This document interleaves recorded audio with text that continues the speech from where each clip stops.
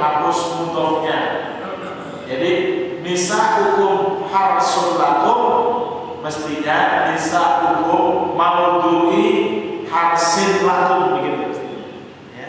Tapi ada dihapus mudhofnya. Tadinya secara bahasa dia mudhof ilaih yaitu maudhu'i harsikum, ya. Nisa'ukum harsul lakum maknanya nisa'ukum maudhu'u harsikum. Jadi perempuan kalian adalah tempat menanam kalian gitu. Kalau bahasa Arab aslinya begitu, tapi ini dimubalaghahkan, ya, pakai karena ayat Quran adalah mukjizat yang balaghahnya paling tinggi. Ya, balaghah itu apa ya? Sastranya, kira-kira ya. Sastranya itu paling tinggi, tak bisa disaingi oleh manusia, termasuk bangsa Arab yang paling ahli fasoha dan balaghah sekalipun. Maka ayat Quran itu ungkapan-ungkapan pilihan katanya itu betul-betul terpilih karena ada maksud, ya, untuk meninggikan bahasanya. Jadi mestinya bisa umum harus laku itu mestinya bisa hukum mau dulu harsiku, gitu kalimat dalam bahasa Arab. Tapi karena dimubalaghahkan jadi disingkat, tapi maknanya lebih luas. Yaitu apa? Bisa hukum harsul lakum. Ya. Jadi kalau secara lughahnya perempuan kalian adalah tempat menanam benih kalian. Tapi diubah jadi harsul lakum. Maknanya kalimatnya lebih singkat tapi maknanya lebih luas. Maknanya sama, yaitu perempuan kalian adalah tempat menanam benih kalian.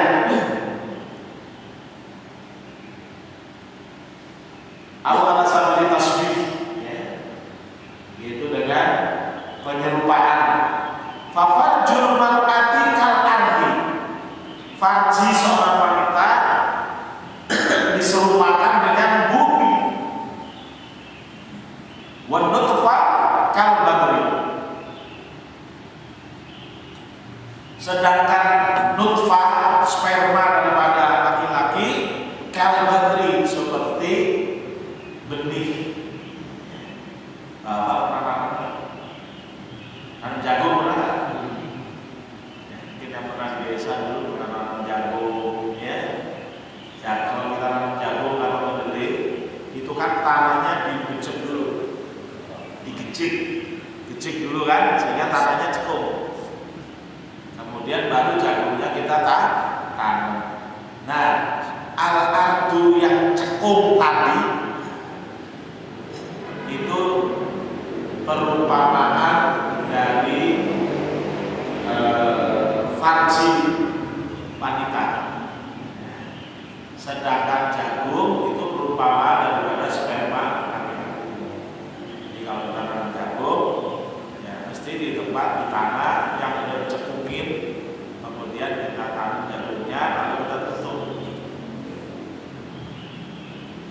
Wal waladu kan nabat al-kharij, ya. Sedangkan anak yang dihasilkan dari hubungan suami istri itu seperti nabat al-kharij, seperti tanaman yang muncul di luar. Kan nanti setelah jagung itu di tanah dibijik, ya, cekungan, lalu jagung ditanam, kemudian ditutup tanahnya, kemudian disiram atau ada hujan turun, kan muncul tunasnya nanti.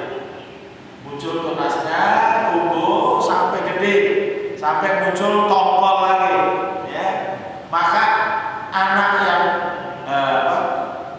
tanaman yang tumbuh tadi sampai muncul tongkol lagi, itulah anak.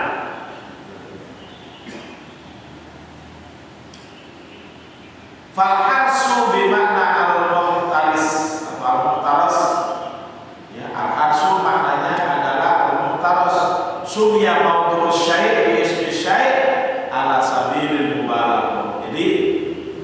penamaan tempat sesuatu dengan sesuatu itu, ini adalah dalam rangka untuk memberikan makna yang lebih tinggi, ya, makna yang lebih dalam, lebih nyampe. Mubalaghah itu maknanya lebih nyampe, ya, lebih bisa lebih dekat kepada telinga pendengar, lebih bisa dirasakan maknanya.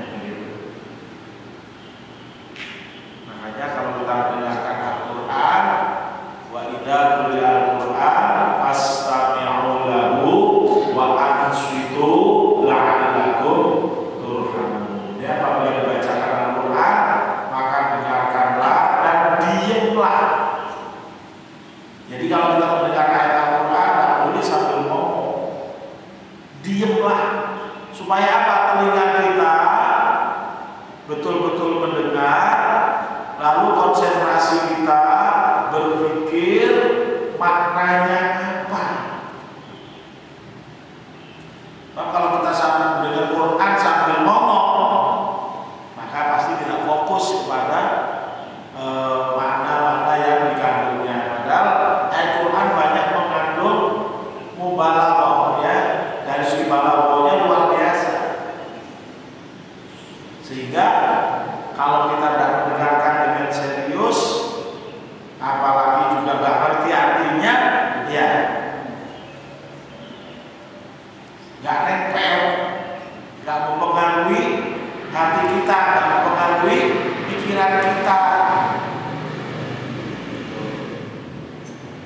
Padahal kan ayatnya tadi, fastami'u lahu, dengarkanlah. Ya, makna fastami'u beda dengan fasma'u. Kalau fasma'u dengarkanlah biasa, tapi kalau fastami'u lahu, dengarkanlah benar-benar. Pakai pikiran kalian, pakai segala informasi yang ada di dalam otak kalian. Makna dari kalimat yang dibacakan oleh qori itu apa?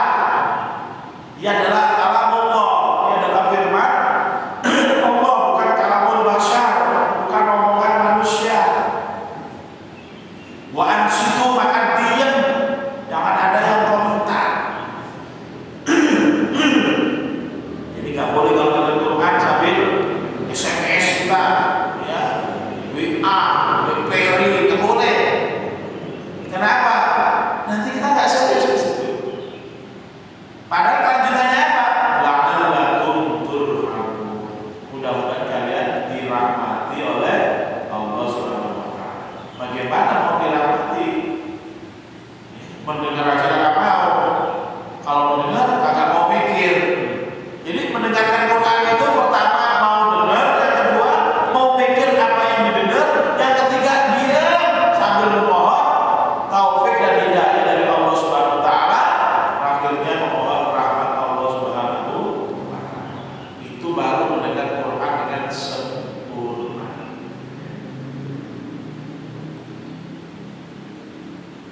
Fa'tu harsakum annasyitum, datangilah tempat menanam kalian itu annasyitum, dari mana saja yang sesuka kalian. Ai kaifa syi'tum, yaitu yang gimana yang kalian suka aja. Aw ala ayyi wajhin syi'tum, yaitu dari arah mana saja yang kalian suka. Muqbilatan aw mudbiratan, baik dari depan maupun dari belakang. Jadi kalau lagi menanam benih, ibunya anak-anak boleh dengan gaya dari depan boleh, dari belakang boleh. Au qa'imatan au mujji'atan, baik dengan gaya berdiri atau dengan gaya berbaring, boleh. Ya. Yang penting dijiknya itu yang berdiri, ya. So, kalau dijiknya nggak bisa berdiri, ya nggak bisa alim baru terus, ya nggak bisa.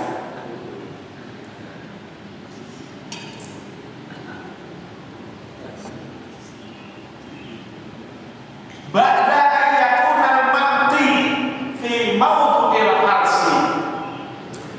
Yang penting bahwa al-mati, yaitu tempat mendatanginya, itu adalah maudhu'ul harsi, yaitu tanah yang sudah digijik tadi, ya.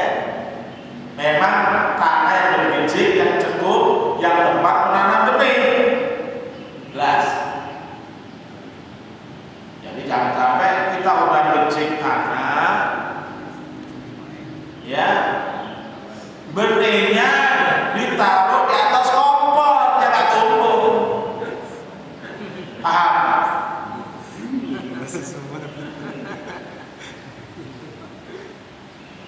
Di atas kompor matang, jagungnya matang, ya bukan jadi tumbuh, bukan jadi tanaman. Qala at-Tabari wa qala Ibnu Abbas radhiyallahu anhu.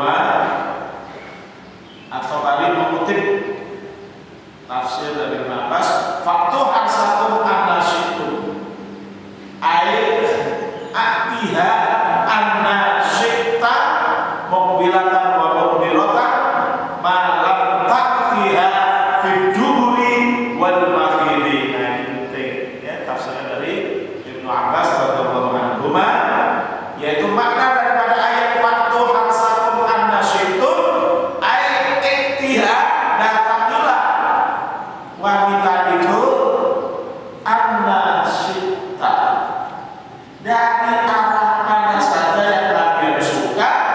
Ini teknik saja, mukbilatan wa mudbiratan, dari arah depan maupun dari arah belakang.